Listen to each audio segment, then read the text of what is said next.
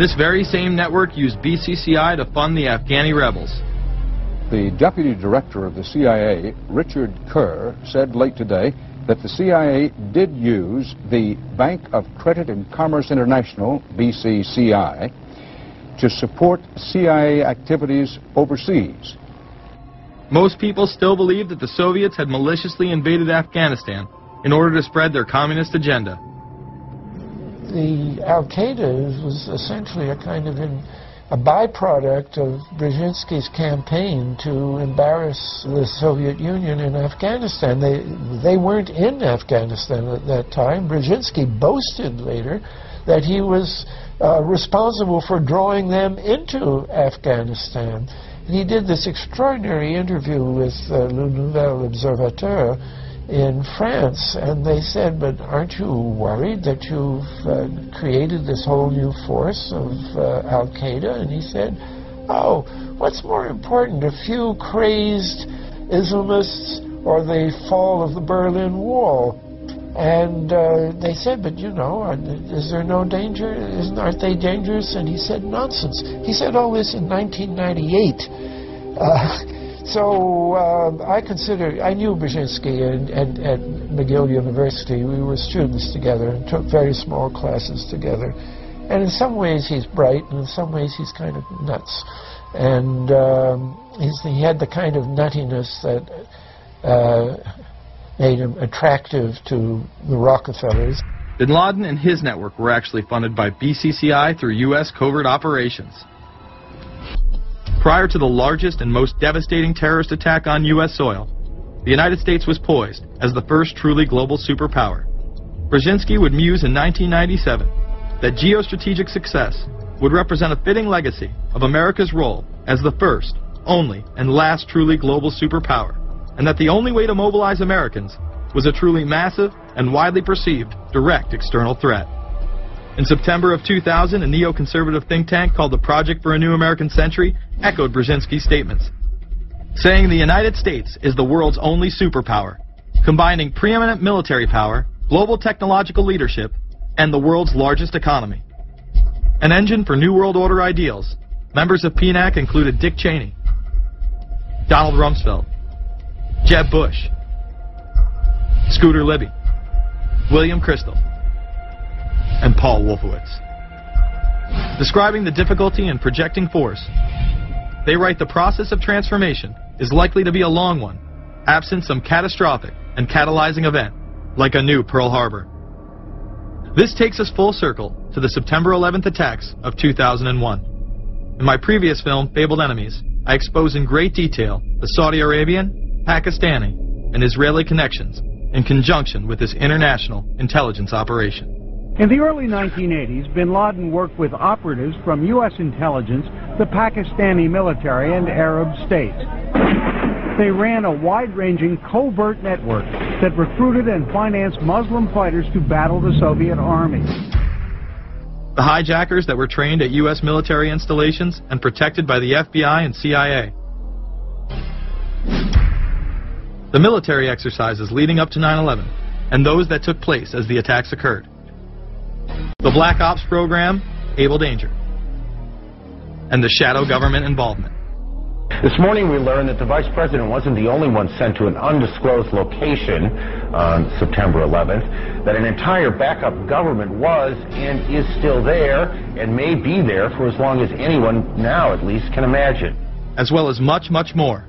The government has lied about 9/11 repeatedly and used it to dominate the Middle East, while creating an evolving police state here, encroaching on civil liberties at home. And of course, building a new world order. There is a chance for the President of the United States to use this disaster to carry out what his father, a phrase his father used, I think, only once, and hasn't been used since, and that is a new world order.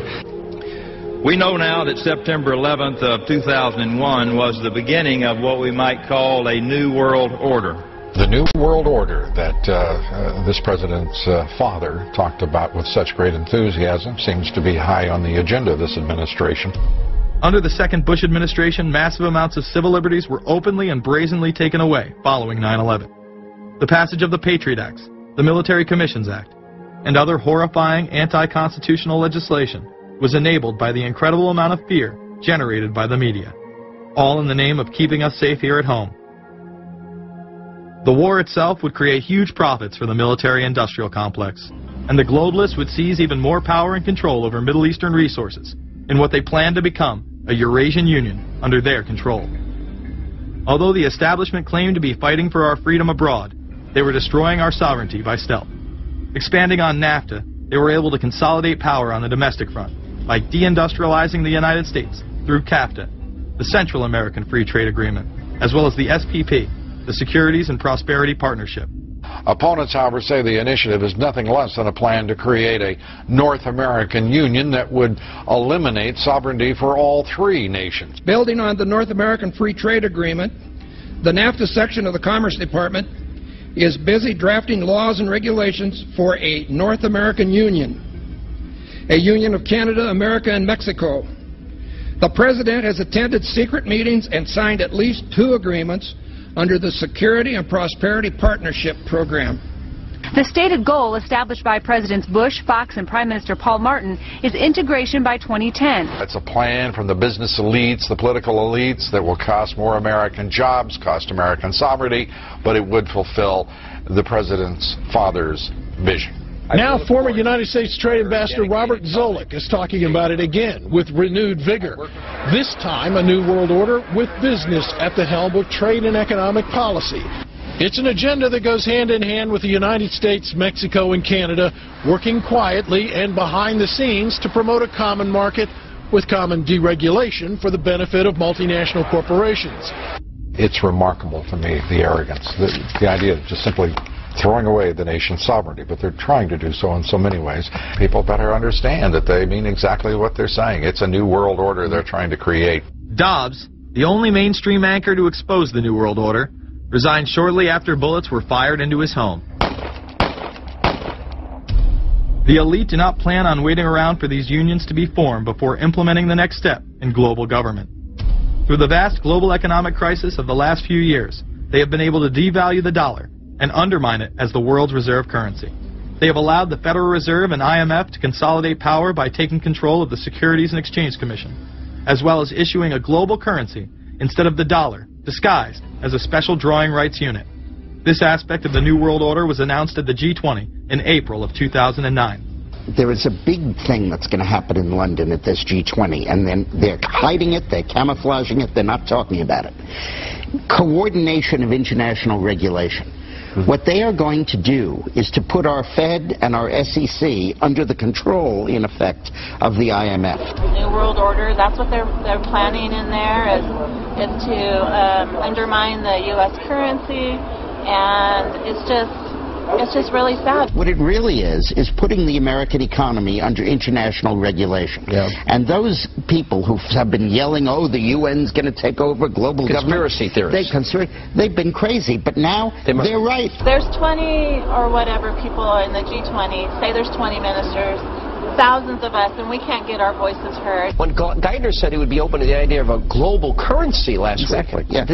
Those conspiracy people had said and suggested that for years. Right. You're not wrong. Cash is becoming weeded out.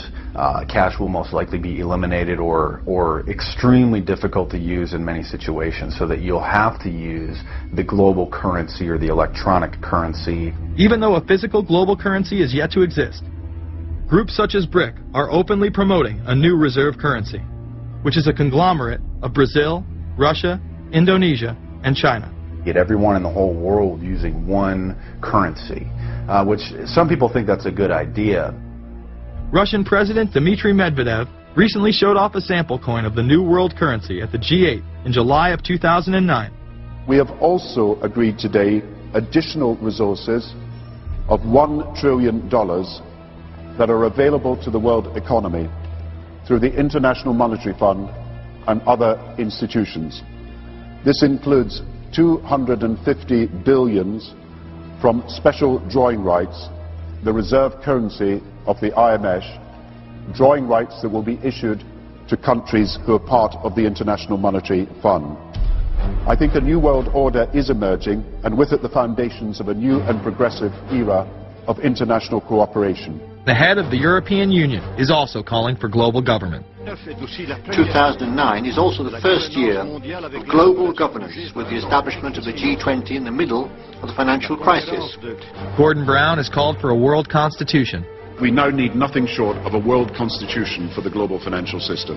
Both Gordon Brown and Barack Obama had been groomed to be the next Anglo-American spokesman for this new world order after Bush and Blair stepped down. Here is Gordon Brown in front of the CBI prior to him being chosen to become Prime Minister. And it's only now that we can begin to understand that the world order that globalization brings and what it's going to look like. But what does the new world order mean for countries like ours who are looking to succeed? And the question for us is how we meet and master all these challenges to ensure that Britain enhances its competitiveness in the process and realizes what I believe is our destiny of success in this new world order. A new world is emerging. It is a new world order with significantly different and radically new challenges for the future. President Barack Obama has also espoused similar views on globalism.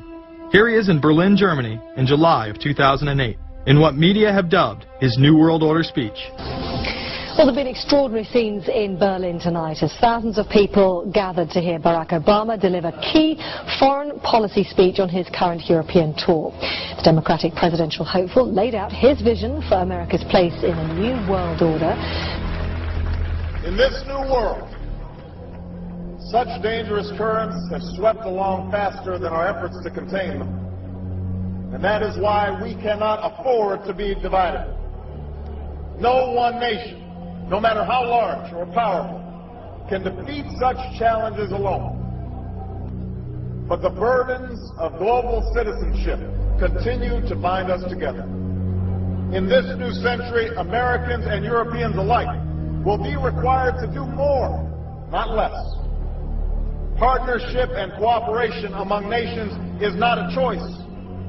It is the only way, the one way, to protect our common security and advance our common humanity. That is why America cannot turn inward. That is why Europe cannot turn inward. America has no better partner than Europe. Now is the time to build new bridges across the globe as strong as the one that binds us across the Atlantic. Now is the time to join together through constant cooperation and strong institutions and shared sacrifice and a global commitment to progress to meet the challenges of the 21st century. Barack Obama also became the first sitting president to ever become the chair of the Security Council for the United Nations, which only further cites his allegiance to world government. In an era when our destiny is shared, power is no longer a zero-sum game. No one nation can or should try to dominate another nation.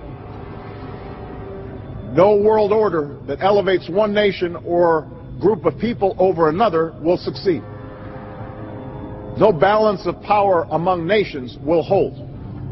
The traditional divisions between nations of the South and the North make no sense in an interconnected world. I think its task will be to develop an overall strategy for America in this period when really a new world order can be created. It's a great opportunity. The globalists, who know that Obama is going to promote their plan, want to make him such a superhero that nobody will question what he's doing. He is very much a product of the system that he is now technically in charge of. Obama alone, or the Democrat Party alone, is not responsible for his massive rock star status. It's been done by the media. This establishes that Obama is an unapologetic globalist who holds no one nation above another, despite its policies. Perhaps we should move towards a society more like China if that's the case. After all, on the 60th anniversary of the Communist Mao regime takeover, the Empire State Building, once a proud symbol of the United States, was lit in the colors of the Communist Party halfway across the world. In fact, following the United Nations Copenhagen Conference in December of 2009, the Washington Post ran the headline, "Copenhagen Climate Deal Shows New World Order May Be Led by U.S., China." The Copenhagen Conference was disguised as a summit that would save the planet from man-made global warming by cutting carbon emissions. When taking a look at the almost 200-page document that was being proposed, it becomes evident that this was yet another attempt to establish global government and set up a global tax. In Section 38, it states, "The scheme for the new institutional arrangement under the Convention will be based on three basic pillars: government, facilitative mechanism, and financial mechanism." In Section 47, subsection F, it discusses cap-and-trade schemes and carbon taxes and the use of new and existing flexible carbon market mechanisms. These cap-and-trade schemes were just that, a scheme to further transfer the wealth from the poor to the ultra-rich.